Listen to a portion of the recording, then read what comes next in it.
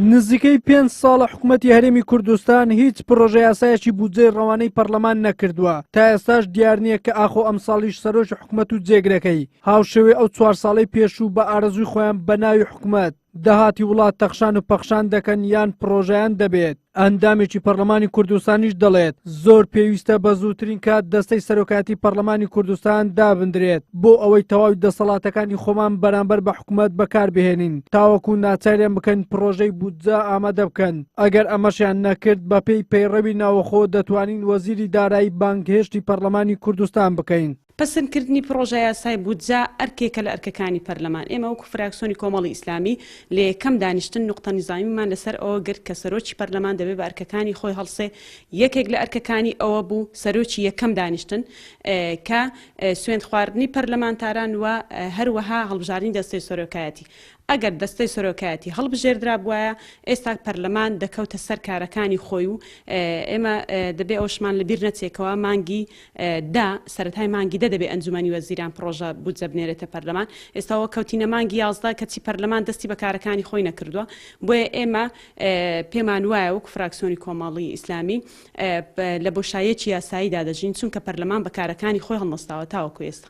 بەپێی یاسا دەبێت ساڵانە حکوومەتی هەرێم لە مانجیدا پرۆژە یاسای بودجە ئارەستەی پەرلەمانی کوردستان بکات تاوەکو پەرلەمان گفتوگۆی لەبارەوە بکات و بیکاتە یاسا.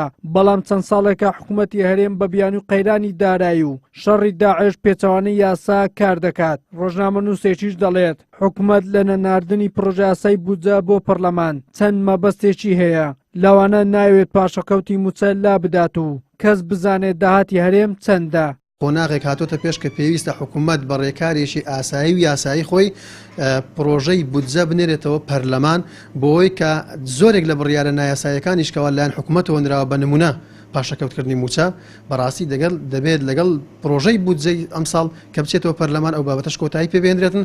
هەرێمی کوردستان لە ڕووی داهات و داراییەوە حاڵەتێکی ئاسایی خۆی بگرێتەوە پێش کە ڕەنگە ئەو حاڵەتی ئێستا ئێمە لە ڕووی اقتصادیەوە تێیداهێنا بە تەکید دەگرێتەوە پێش داعش. ئەگەر بێت و حکوومەتی هەرێم ڕاگەیەندراوێکی شەفافانەی نەبێ بۆ ڕایگەشتی کە بیانوێکی یاسایی تێدا هەبێتن خەڵک قەنەعەت پێبێنێتن کە پرۆژە لەبەر ئەم هۆکارە ناچێتەوە پەرلەمان بەڕاستی خەڵک مافی خۆی تێوکاتە هەموو جۆرە گومانێک بە حکوومەت باتن کە بۆچی پرۆژە بودجە ناداتەوە پەرلەمان.